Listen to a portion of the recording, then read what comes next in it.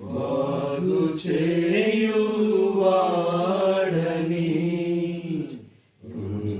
చెదరిన వారిని బాగు చేయువాడని వారి గాయములన్నీయు అట్టుచున్నవాడని వారి గాయములన్నీయు అట్టుచున్నవాడని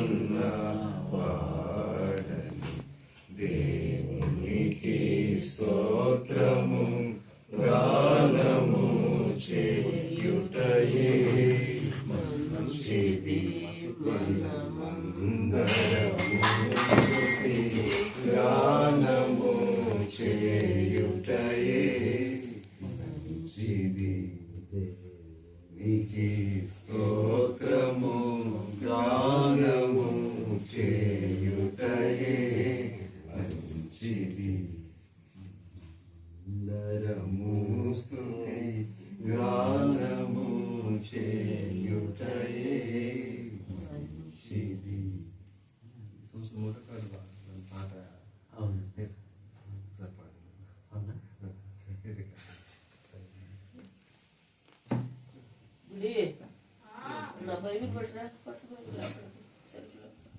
లాస్ట్ టైం ఒకసారి మా ఇంట్లో మీరు ఇట్లా వచ్చి మీటింగ్ పెట్టి ఆ ఫోన్స్ పాట పాడిన వీడియో ఉంది దగ్గర మంచితనం ఉంది.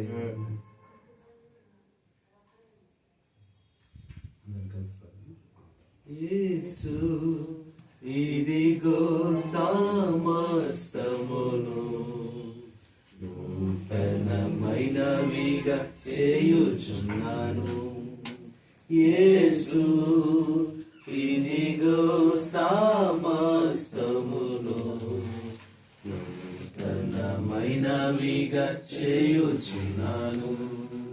దావీదు సమస్తమును సంపాదించుకొనెను. దావీదు సమస్తమును సంపాదించుకొనెను, రక్షించెను. తలు తిని వేసిన సంవత్సరముల పంటను మీకు మరలనితును. మీరు తలు తిని వేసిన సంవత్సరముల పంటను మీకు మరలనితును. యేసు ఇదిగో సమస్తమును నూతనమైనవిగా చేయుచున్నాను. యేసు ఇదిగో సమస్తమును నూతనమైనవిగా చేయుచున్నాను. దావీదు సమస్తమును సంపాదించుకొనెను. దావీదు సమస్తమును సంపాదించుకొనెను, రక్షించెను. తలు తిని వేసిన సంవత్సరముల పంటను మీకు మరలనితును. మీరు తలు తిని వేసిన సంవత్సరముల పంటను మీకు మరలనితును. వేరే ట్యూన్ చేసుకున్నావు.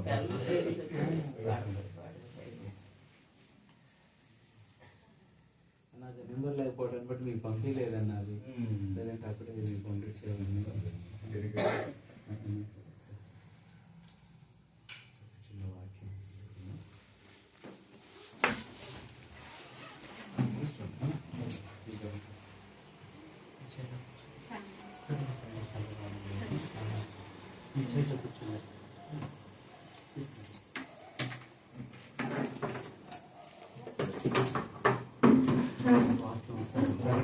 21:5 వాక్యాన్ని చదువుతాను.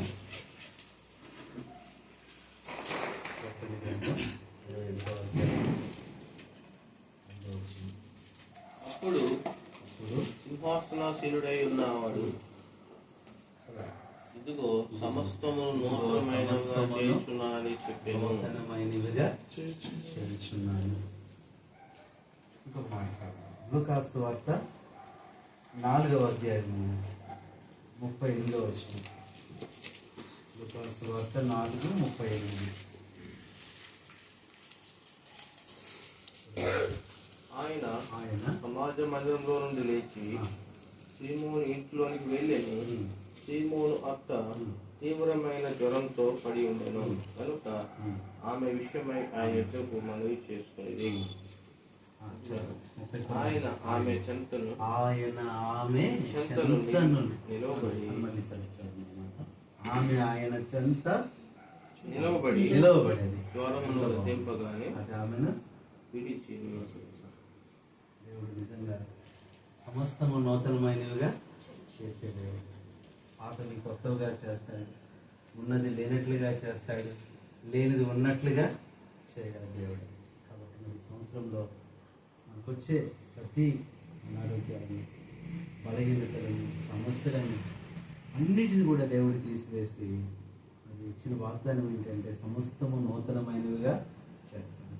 అందుకని ఇక్కడ మనం చూస్తే అది పేతురు వల్ల అత్తగారు ఆమె జ్వరంతో పడి ఉన్నప్పుడు ఆ మాట ఏమైందన్నా, యేసు ఆమె చెంత నిలవబడి. ఆ మాట నాకు ఎంత నచ్చిందంటే, అందరూ దూరంగా ఉన్నారేమో, పేతురు గారు కూడా దూరంగా ఉన్నారేమో, కానీ ప్రభువు మాత్రం ఎక్కడికి వచ్చాడు? చెంతకు వచ్చాడు. ఇంగ్లీష్లో he came to close to her. ఎంత క్లోజ్గా వచ్చాడంటే చెప్పడానికి ఆయన చెంత నిలబడతాడు వచ్చాడు. అని ఎవరి చెంతకు వస్తాడంటే బాధపడేవారి చెంతకు వస్తాడు, బలహీనంగా ఉన్నవారి చెంతకు వస్తాడు, సమస్యలో ఉన్నవారి చెంతకు వస్తాడు. మనం ఎంత బాధపడుతున్నామో దేవుని యొక్క క్లోజ్నెస్ మనకి అంత దగ్గరగా వచ్చేస్తాడు. అలా ఈరోజు మనం కూడా జ్వరంతో బాధగా ఉన్నాం. దేవుడు కూడా అమ్మ చెంత నిలబడతా వచ్చాడు. నిలబడి జ్వరమును గద్దింపగానే అది ఆమె లేచి వారికి ఉపచారము చేయసాగాను. ఎంత బాగుందండి, క్విక్ హీలింగ్. వెంటనే ఆమె లేచి ఇది చేస్తుంది చెప్పండి, ఉపచారం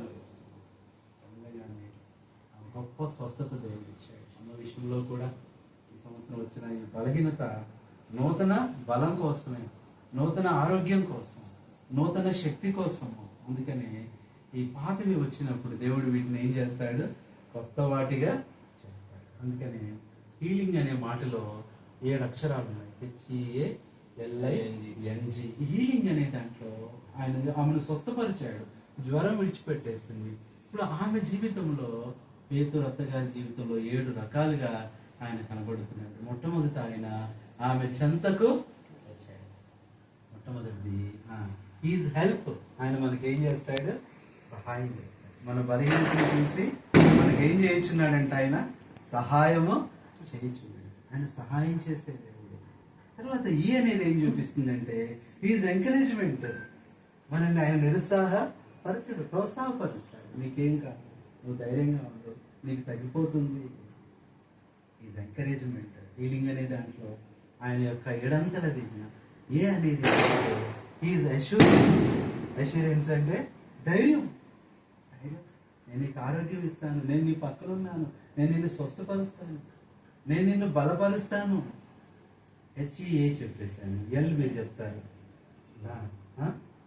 అందుకని టీచర్లు అయ్యారు. మేము ఎట్లా అయిపోయాము, స్టూడెంట్లు అయ్యాము. L అంటే ఏంటంటే లవ్ ఈజ్ లవ్. ఆ మాట ఎంత నచ్చిందంటే చెంతకు వచ్చాడంటే నిజంగా నేను కూడా అమ్మ దగ్గరికి రాగానే ఎంతో నాకు ఆదరణ కలిగింది. అన్నను చూడగానే, అక్కను చూడగానే ఎంత ఆదరణ. నిజంగా ఎందుకు ప్రభు అంటే దేవుడు ఒక కుటుంబంగా మనల్ని చేశాడు. సంతోషం. నేను ఇందాక అదే అనుకున్నా, ఈ నూతన సంవత్సరంలో నా వాగ్దానం మీ ఫోన్ నెంబర్ దొరకగానే నెరవేరింది, మీతో మాట్లాడగానే నెరవేరింది. ఎందుకంటే గొప్ప సంతోషము ఇంకొకటి లేదు. అదే రిచర్డ్ కూడా మాట్లాడతారు, ఎంతో సంతోషం లేదా నా ప్రామిస్ ఫుల్ఫిల్మెంట్ ఈరోజే నేను ఆనందపడుతూ వచ్చాను. కాబట్టి ఎల్ అనేది ఏం కనపడుతుంది, చెంతకు వచ్చేసాడు. అక్కడ పడి ఉంది, ఒక గదిలో పడి ఉంది. ప్రభు అయితే ఆమె చెంతకు,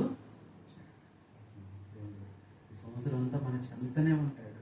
ఆ పక్కకు అనట్లా, దగ్గరకు అనట్లా, చెంతకు వర్షంలో ఈ came to close to her. Close అంటే ఇంకా ఏమాత్రము ఖాళీ గ్యాప్. ఐ అనేది ఏం చూపిస్తుందంటే హీస్ ఇంటిమసీ, ఆయన యొక్క సంబంధం మనతోనే ఉంటాడు, మనతోనే స్నేహం, మనతోనే సహవాసం, మనతోనే సంబంధం. హీలింగ్ అని ఎప్పుడు వచ్చినా హీలింగ్లో 7 విషయాలు వస్తాయి. ఎన్ అనేది ఏం చూపిస్తుందంటే హీజ్ నెగేషన్. నెగేషన్ అంటే మనం బలహీనత ఉంది అంటాం, ప్రభు అంటాడు లేదు, ఉన్నదాన్ని లేదని చెప్పటమే నెగేషన్. ఆమె బలహీనంగా ఉంది. అందరూ అనుకున్నారు 9 రోజులు పట్టిద్దేమో ఆమె స్వస్థపడటానికి అనుకున్నారు. కానీ వెంటనే లేచి ఏం చేస్తుంది చెప్పండి, ఉపచారం. ఇలా ఒకసారి చెప్తుంటే ఉపచారం అంటే ఒక అన్న అడిగాడు, నా టీ పెట్టిందా కాఫీ పెట్టిందా, ఏదో ఒకటి పెట్టింది.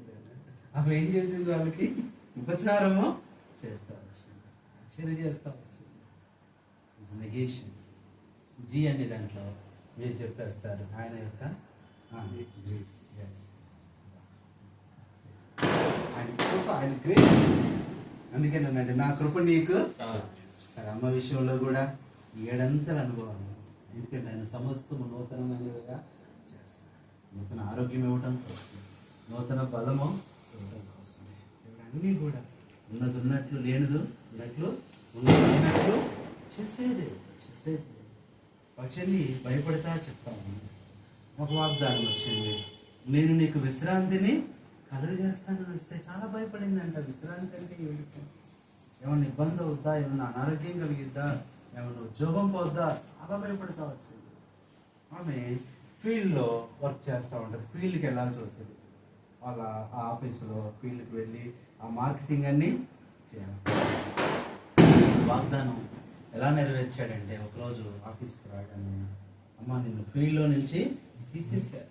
ఫీల్డ్ తీసేశారా, ఏంటి ప్రభు, బాధపడద్దు, నీకు ఆఫీస్లో మేనేజర్గా ఇప్పుడు విశ్రాంతి అంటే ప్రభా నాకు ఇలా ఇవ్వటానిక, నెమ్మది ఇవ్వటానిక, ఒక చాట ఉండి చక్కగా ఆఫీస్లో ఉండి వాక్యం చదువుకుంటుంది, ప్రార్థన చేసుకుంటుంది, డ్యూటీ చేసుకుంటుంది, సమయానికి అన్ని మీటింగ్స్కి వెళ్ళిపోతుంది. ఇప్పుడు వాగ్దానాలు ఇచ్చి, అందుకని ప్రతి వాగ్దానంలో ఆయన యొక్క కొత్తదనం ఉంటుంది. ప్రతి వాగ్దానం ఎన్నిసార్లు తీసుకున్న ప్రతి వాగ్దానంలో మరలా ఆ కొత్తదనం అనేది మనకు కనబడుతుంది. అందుకని సమస్తము నూతనమైనదిగా. అలాగే మరి ఎన్నో దినాలుగా బలహీనంగా ఉన్న పేతురు అత్తగారి ఆరోగ్యాన్ని నూతనంగా చేశాడు, ఆమె యొక్క శక్తిని నూతనంగా చేశాడు.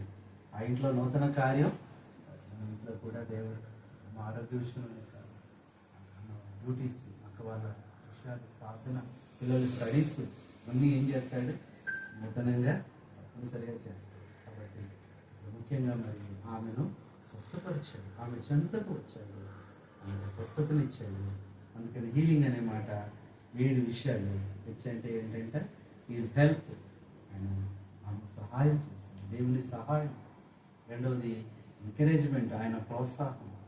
మూడవది అష్యూరెన్స్, ఆయన ఇచ్చే ధైర్యం.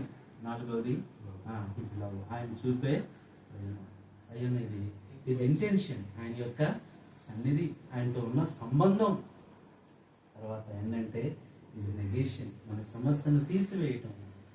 జీ అనేది చెప్పండి ఎందుకంటే ఇంకా 7 సంపూర్ణతకు ఇంగ్లీష్లో గొప్ప పదాలన్నీ 7 అక్షరాలే ఉంటాయి.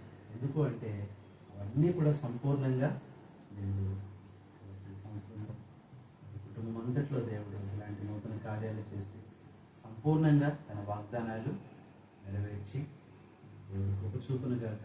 అంతే నూతనంగా సమస్తము జరిగించుకున్న గాక. ముఖ్యంగా అమ్మ కూడా దేవుడు అందుకనే యెహోవా కొరకు ఎదురు చూచేవారు ఏ బలం ఉంటుంది, నూతన బలము. ఇదిగో నేను ఒక నూతన క్రియను చేయొచ్చు.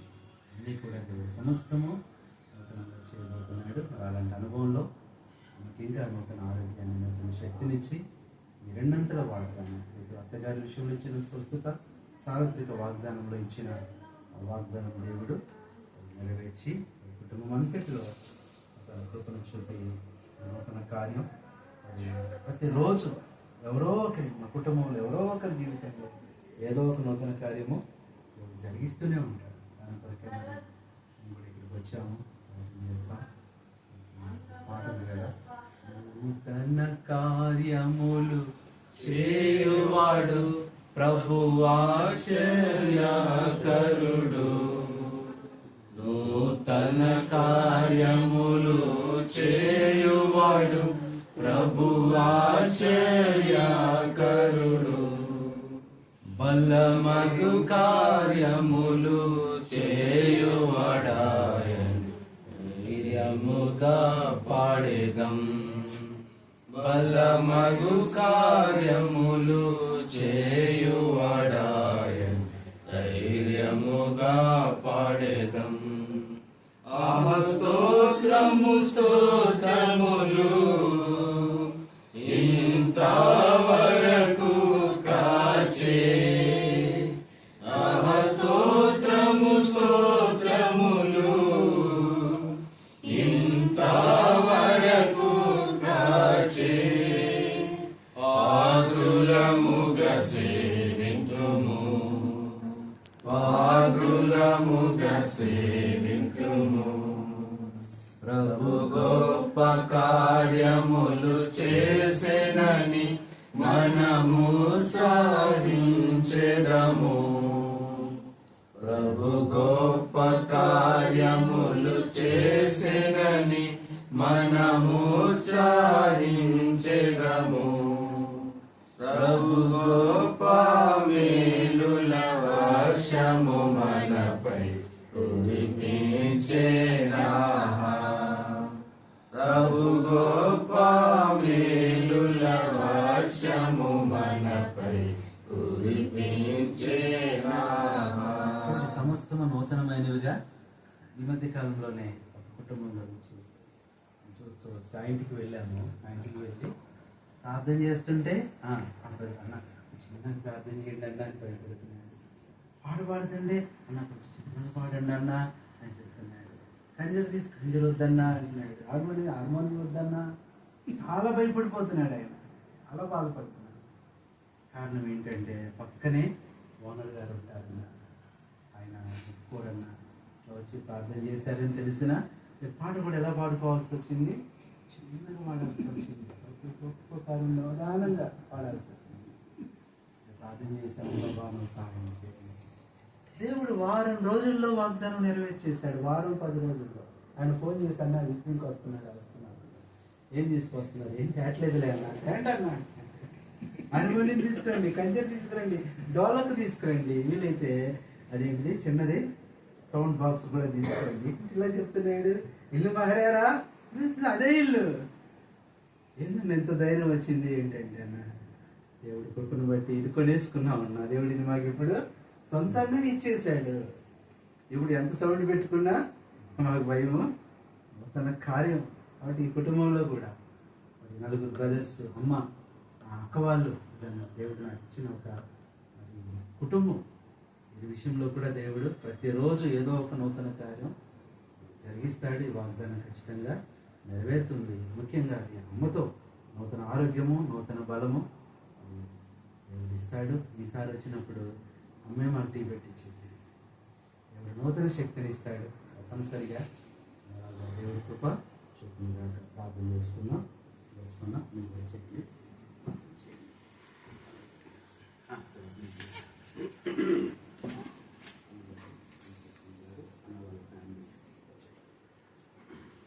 ఇంకేమైనా ప్రేయర్ రిక్వెస్ట్ అంటే జనరల్ పెద్ద బాబు మోసెస్ పూణేలో ఉంటున్నాడు. ఈ స్కిన్ ప్రాబ్లం వస్తుంది. అదంతా చిన్న చిన్న పప్పులాగా వస్తాయి. చాలా కాలం బట్టి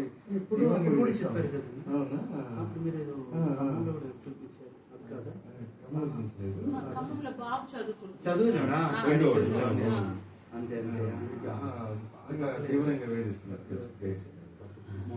వాకింగ్ చేస్తుంటే మనవాడు మోజెస్ కూడా ఇట్లా అవుతాడా తప్పకుండా ఆయన కూడా సేవకు సమర్పించుకున్నాడు మోజెస్. ఇంట్లో అందరూ సేవకులు అయిపోతారు చూడండి. మా అక్క సేవకురాలే కదా. అంతా పార్ట్ టైమే, ఆయన ఫుల్ టైం టీచింగ్ ప్రీచింగ్ రెండే. రెండో వాడిని ఈ మధ్య నేను హైదరాబాద్ జాయిన్ చేశాను. ఇంటర్మీడియట్ అంతా మీరు అన్నట్టుగా ఖమ్మం నుంచి ఇంటికి రావడమే, అసలు అక్కడ ఉండేవాడు కాదు. ఇప్పుడు ఎట్లా ఉంటాడు అనుకున్నాం.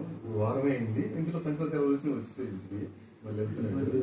వాడికి వచ్చిన వాగ్దానం ఇది, ఇది మొదలుకొని రాకపోకల్లో ఏవో కాపాడు. మళ్ళీ రాకపోకలు ఎక్కడ మొదలైతే అని భయం వేస్తుంది. వాగ్దానం కాపీ పెట్టాడు.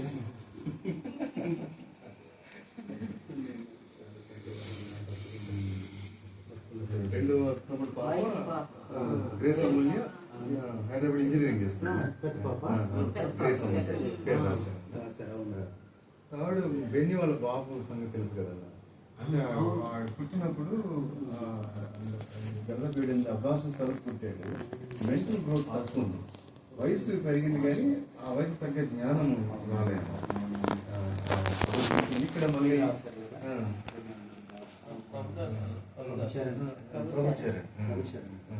సేమ్ అలానే మన మైక్లాన్ తమ్ముడు పాప, రెండో పాప, తనకు కూడా షుగర్ వచ్చిందన్నమాట డెలివరీ టైం. అప్పుడు ఏమైపోయిందంటే పాప కూడా షుగర్ వచ్చేసి